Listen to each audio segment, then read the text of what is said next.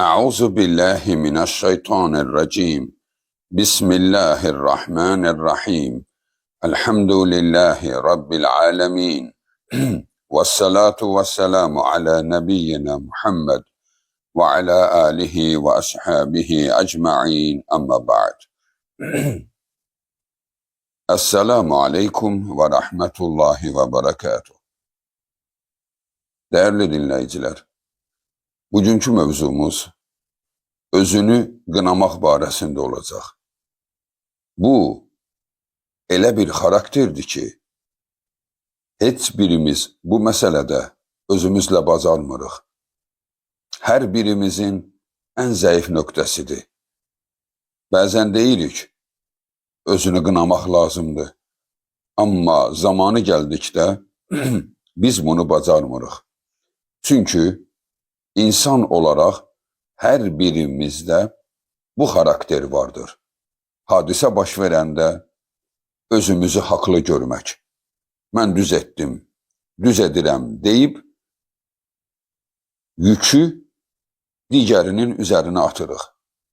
Əlbəttə ki, zaman keçəndən sonra, illər keçdikdən sonra, bəlkə də sevdiklərimizi itirdikdən sonra anlayırıq nə etdiyimizi və bilirik ki, biz xəta etmişik. Amma həmən vaxtı çox gec olur. Misal üçün, bizim neçə sevdiklərimizlə münaqişəmiz olub. İllər keçib üstündən. Biz indi anlamışıq ki, biz səhv olmuşuq.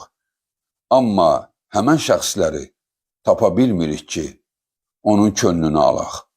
Ona deyək ki, həmən vaxtı mən haqsız idim, anlamadım, gənc idim, uşaq idim, bilmədim həyat nə deməkdir, təcrübəm yox idi deyə bu xətaları etdim. Bu, bəzən valideynlərimizlə olub, bəzən dostlarımızla olub və bəzən də digər münasibətdə olduğumuz insanlarla etdiyimiz haqsızlıqlar olub, dəyərli insanlar.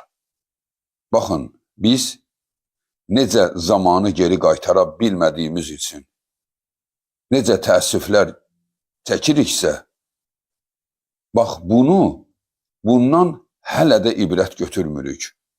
Yenə də bugün baş verənləri özümüzü haqlı görürük. Əgər yaşasaq illər sonra anlayacaq ki, haqlı deyildim, yenə də gec olacaq.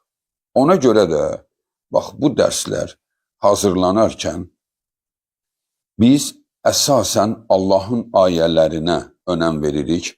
Çünki psixologiyanı yaradan Allahdır. Bunu Allah kimi heç kəs bilə bilməz. Hətta onun rəsulları olsa belə. Ona görə də biz psixologiya ilə əlaqəli olan mövzularda əsasən ayələrə yer veririk ki, çünki bizi Allah kimi heç kəs tanıya bilməz. Və biz ayələrdən görəcəyik ki, Allah bizi necə yönəldir? Nəyə? Bir hadisə baş verdikdə özünü qına. Dəyərli insan, bax, bu sözün altında böyük hikmət yatır.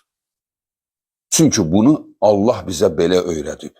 Bu çətin olanıdır. Özünü qınamaq çox çətin olanıdır. Çünki bu bizdə şərti refleks alıb. Öz əlimizdən bir şey yerə düşür, sınır, öz əlimizdən. Biz yanımızdakına deyirik, görmüsən, tut da bunu, kömək et də mənə.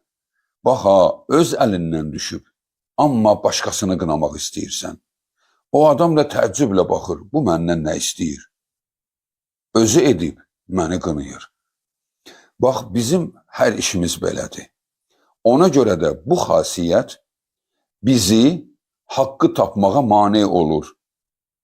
Dəyərli insanlar, dinləyərkən həyatda yaşadığın bütün münaqişələrdə özünü qınamağı sənə tövsiyə edirəm. Birinci özümə tövsiyə edirəm. Yəni özümüzün də bacarmadığımız bir işdir. Allah bizə bu işdə yardım etsin. Amma sən bilginən dinləyərkən reaksiya verməyə tələsmə. Tələsmə ki, necə yəni özümü qınamalıyam? Açıq-aşkar bu adam mənə zülm etdi. Niyə özümü qınamalıyam ki? Səhv ondadır. Mənə zülm edib, haqqıma girib, mənə bu sözü dedi, o sözü dedi deyə özümüzə haqq qazandırırıq. Burada bilirsiniz, əsli məsələ nədir? Məsələ o deyil ki, sən haqsızsan. Məsələ odur ki, özünü qınasan, digər məsələlərdə bu problemi yaşamayacaqsan. Məsələ odur. Baxın, xəyal qırıqlığı var. Yəni, sən bir insanla bir söz eşitdin, qəlbin ona qarşı qırıldı. Bilirsən, burada böyük problem nədir? Niyə qəlbin qırıldı? Xəyal qırıqlığı adətən insanların bizə etdiklərindən olmur. Xəyal qırığı bizim insanlardan gözlədiklərimizə görə olur. Yəni, sən hər kəsdən sənə qarşı səmimi olacaq, səni çox sevir, heç vaxt sənə xəyanət etməz qədər arxayın olma. Arxayın olmasan, bax, bu bəlaya düşməyəcəksən. Həmişə ehtiyatını qoru. Hər sözü danışanda diqqətli ol ki, bir gün o adamla münasibətin pozula bilər. Bax, bu sənin sirrini aça bilər. Sirri sirr olaraq saxla ki, sabahları deməyəsən filan kəs xəyanətkardır. Niyə? Mən ona o sirrimi açmışdım, o da gedib bunu cəmaata danışıb. Bax, orada özünü qınasan, bax, məsələ budur, diqqətlə qulaq as. Həmən yerdə özünü qınamaq nədir? Sən deyirsən özünə, niyə mən bu sözü ona danışdım ki? Axı, mən bu sözü ona danışmasaydım, o da bu sözü bugün danışacaq yeri olmazdı. Bax, qınamaq budur. Qınamaq o deyil ki, mən pisəm, mən zalımam, mən buyam deyəsən. Qınamaq odur ki, de, özünə de. Çaş ki, bu sözü ona deməyəydim. Eybi yox, demisən və üstü açılıb və bilginə sən bununla rüsva olmayacaqsan. Çünki izzət Allahın yanındadır. Allah Qur'an-ı Kərimdə izzətin Allahda olduğunu buyurmaq üçün bizə buyurmuşdu. وَلَا يَحْزُنْكَ قَوْلُهُمْ اِنَّ الْعِزَّةَ لِلَّهِ جَمِيعًا. Heç kəsin sözü səni kədərləndirməsin. Sən bilginə, sənin izzətli olman Allahın yanındadır. Allah istəsə səni izzətləndirəcək. Bax, o sənin eybini açsa da, Allah, sən Allaha sarılsan, Allahdan bu məsələdə yardım istəsən, özünü qınasan, Allah səni izzətləndirəcək. O adam sənin sözünü harada danışsa, onun dinləyiciləri deyəcək, ayıb olsun sənə. O adam sənə gör nə sirrini açıb, sən gəlib onun sirrini bizə danışırsan. Axı, o sənə etibar edib, gör nə qədər səni sevib ki, sənə o sirrini danışıb. Sən niyə onun sirrini açırsan? Bax, onun danışdıqlarını Allah çevirəcək sənin qələbənə. Çünki sən Allah deyəni elədin. Allah deyən nədir? Allah deyir, sən özünü qına. Özünü qına, mən sənə yardım edəcəyəm. فَلَا تَلُومُونِ وَلُومُوا أَنفُسَكُمْ. İbrahim surəsi 22-ci ayədir. Orada Allah ayədə şeytanın bir sözünü bizə çatdırır. Bu hadisə qiyamət günü baş verəcək. Çünki bizim qınayacağımız ən böyük qınanan şeytan olacaq. Heç kəs deyil. Hər kəsi bir yerdə qınamışıq. Dostlarımızı, sevdiklərimizi, valideynlərimizi, daha kimləri. Biz qınamışıq. Hətta insan vardır ki, ahıl yaşındadır, yaşlı adamdır, ağbirçək və yaxud da ağsaqqal adamdır. Hələ də bu yaşında deyir ki, çaş ki o vaxtı atam filan şey belə eləməyəydi. İndi də mən də bu işə düşməzdim. Bax ha, gör necə illər keçib, yarım əsr atasının üzərindən keçib, bu hələ də atasını, anasını qınıyır ki, onlar gərək belə etməyəydilər. Gərək valideynim məni filan kəslə evləndirməyəydi. Gərək anam mənim üçün filan kəsi almayaydı. Kimi hələ də qınamanı gör illəri keçməsinə baxmayaraq yenə də qınayırıq. İndi bu qınamaq hələ bir yanadır. Ən böyük qınaq qiyamət günü insanlar şeytanın üzərinə şığıyaraq Allaha deyəcəklər: Allahım, bu məlun bizim başımıza bu oyunları gətirdi. Bu etdi, biz də azdıq və yanlış işlər gördük. Bax, Allah bizə ayə olaraq həmən gün deyiləcək sözü deyil. İndi çatdırır. Hər birimizin qarşısında olan kitabda bu ayə vardır. Şeytan deyəcək: Fələ təlumuni və lumu ənfusakum. Ey insanlar, məni deyil, özünüzü qınayın. Məni niyə qınayırsınız ki? Bəli, şeytanı niyə qınayırsan?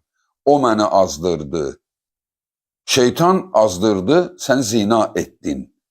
Şeytan azdırdı, sən Allaha şərik qoşdun. Şeytan azdırdı, sən cinayət etdin.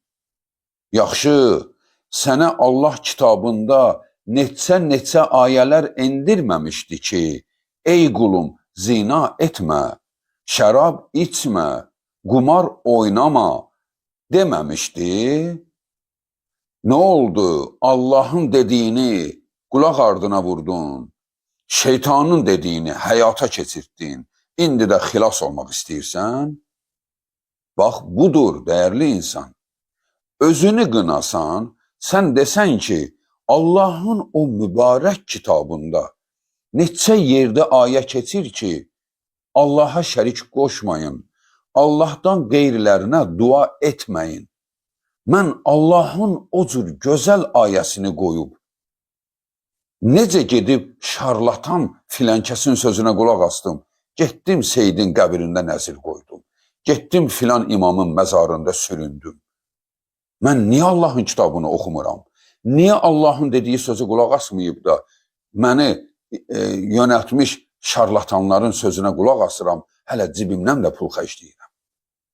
Niyə Allahın dediyini etmirəm ki, Allah mənə deyir ki, ey qullarım, şeytan sizin düşməninizdir, ona qulaq asmayın, mənə qulaq asın. Niyə mən Allaha qulaq asmadım, şeytana qulaq astım? Bax, sən bu sözü desən, Allah səni çirkabın içindən nur kimi çıxardacaq. Ey qul, nur kimi. Bax, Omar radiyallahu anhu Allaha şərik qoşub. Daha nə saymayaq, daha nə günahlar edib. Adam döyüb, adam öldürüb, yol kəsib, qol güclülük göstərib, cahil idi. Bax, hələ ən sonunda Allahın Rasulunu öldürməyə getdi. Mən öldürəcəyəm Məhəmmədi deyə irəli getdi. Nə baş verdi? O hidayət oldu. Bir yeri oturdu. Eşitdiyi ayəni analiz etdi və ayağa qalxıb dedi, məni Məhəmmədin yanına aparın. Və iman gətirdi. O Ömər, bilirsiniz də daha nə oldu?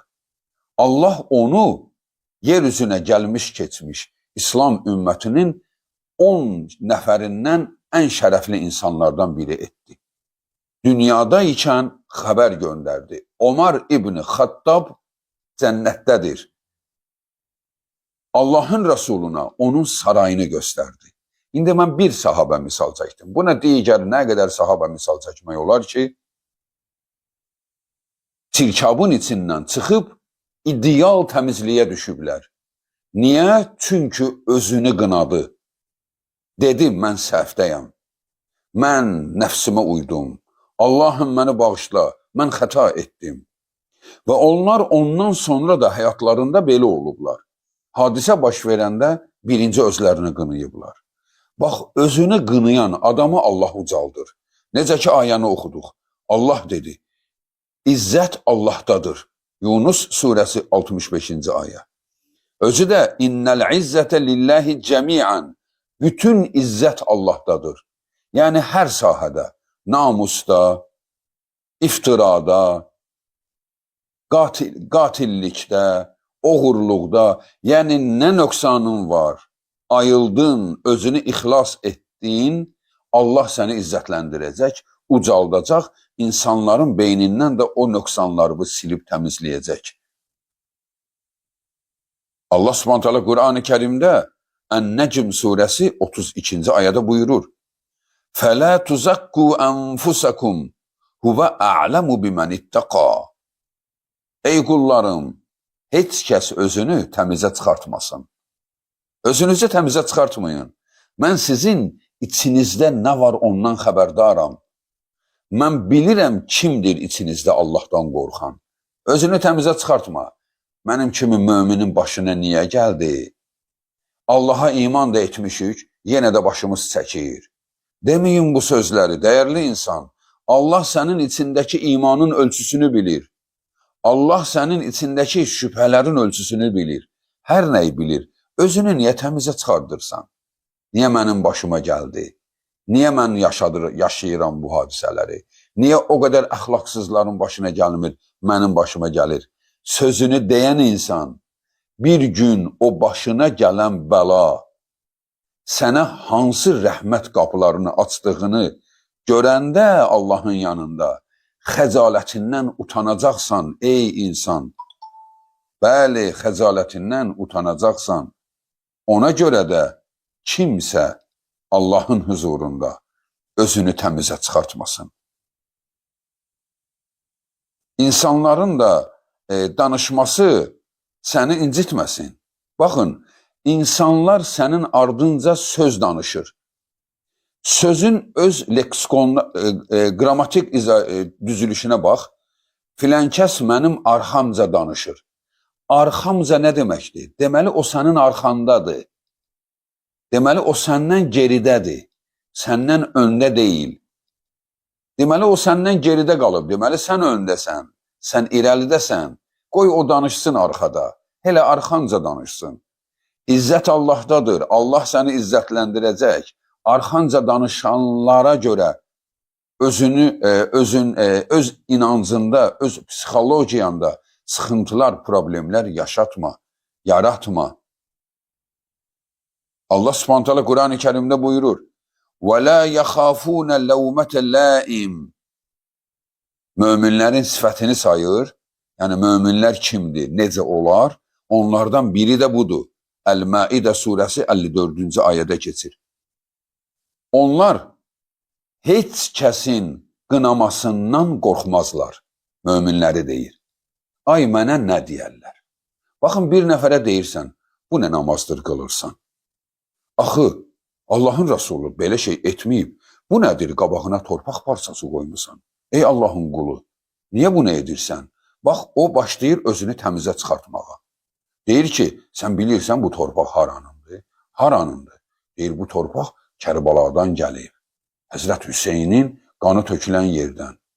Deyirsən, ey insan, birincisi, Kərbala torpağı yaxşı torpaq olsaydı, Hüseyn kimi şərəfli bir insanın qanı ora tökülməzdi. Ora fəxirli yer deyil. Əvvələn bu torpaqdır. Həmin torpağın üstündə tualet də var. Həmin torpağın üzərində hamamlar var. Həmin torpağın üzərində insanlar gəzir. Yəni, torpaq ayaq altındadır. Torpaq müqəddəs olmur. Torpaq müqəddəsdir sözü. Yəni, torpağın namusunu, qeyrətini qorumaq müqəddəsdir. Torpağı qoruyarlar, o deməkdir. Torpağı qoruyarlar, torpaq müqəddəsdir. Bu o demək deyil, ondan bir şey düzəldib, ona səcdə edəsən. Bu əməl şirkdir. Bu səni günaha aparır. Bir yolla izah etdin ki, etmə bunu. Bu doğru deyil. Resulullahın etdiyi ibadəti et. Bax, sözü söz olaraq anlayır və ağlına girir söz. Amma gəl onu həyata keçirdəndə deyir, cəmaət mənə nə deyər? Bax, Allah da Quranda deyir, وَلَا يَخَافُونَ لَوْمَةَ اللَّائِمِ Qınayanların qınağından qorxmaz. Ay, məni qınayarlar. Qorxma. Ardında gör nə deyir. Bax, burası çox önəmlidir. Zəlikə fadlullahi yu'tihi mən yəşə. Başqasının qınağından qorxmamaq var ha. Allah deyir ki, o çox böyük bir fəzilətli əməldir. Onu Allah hər kəsə verməz. Subhanallah, necə əzəmətli söz, nə qədər qorxunc bir söz. Yəni, hər adam belə hünərli olmur, o desin ki, xalq nədir, insanlar nədir, bəşəriyyət nədir, kimdir bunlar? Bunlar hamısı çürüyüb torpaq olacaq bir insanlardır. Mənim Rəbbimin məndən razı qalması mənə bəsdir. Sinəsini qabağa verən insanlar, qəhrəmanlardır. Haqqı eşidib də, haqqa boyun əyib, hər sözü geriyə atan insanlar, hünərli insanlardır. Bax, hünər budur. Mənə nə deyərlər bunu etmir, mənə nə deyərlər bunu etmir. Hər nəyi tərk edib, qalıb insanların qınağının altında. Unutma, insanlar bir gün səni qınayacaqlar. Çünki sən heç vaxt ola bilməz ki, 100% onların dediyini yaşayasan. Axır bir yerdə bir nöqsan tapıb sənə deyəcəklər. Filan kəs belə adamdır. Zaten deyəcəklər. Yeryüzünün ən xeyirli insanları peyğəmbərlərdir. Hələ bir bax gör peyğəmbərlərə nələr deyiblər. Zinada ittiham olunanları var. İsa aleyhissalamın anası kimi gözəl qadınları zinada ittiham ediblər. Qatillikdə ittiham ediblər. Casusluqda ittiham ediblər. Nə böhtanlar, nə iftiralar yaxmayıblar. Onlar haradadır, bunlar haradadır. Ona görə dəyərli insanlar, bilginən ki, insanlar bir yerdə bir söz danışacaq. Allah isə sevdiyini izzətləndirəcək. Sən insanların qınağından qorxma, hünərli ol, özünü qına və lazım olan addımı at. Demə, özümü qınasam, bunun ayaqları havaya qalxacaq. Bu məndən özünü üstün biləcək.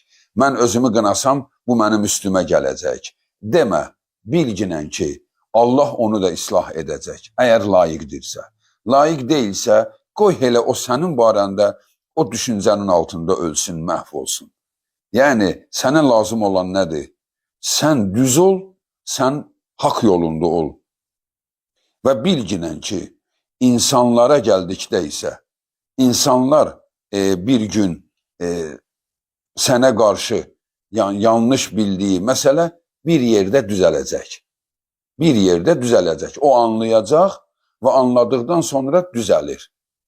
Hətta qəlb qırıqlığı olsa belə. Bəli, bəzən qəlbimiz qırılır kiməsə qarşı. Halbuki bizim bəlkə də həmin vaxtı qəlbimizin qırılmasına görə biz heç haqlı deyildik. Düz başa düşməmişik, qəlbimiz qırılıb. Necə insanlar biz tanıyırıq. Bir sahabə bir gün Allahın Rasulunu gəlir evindən çağırır. Axşam çağı.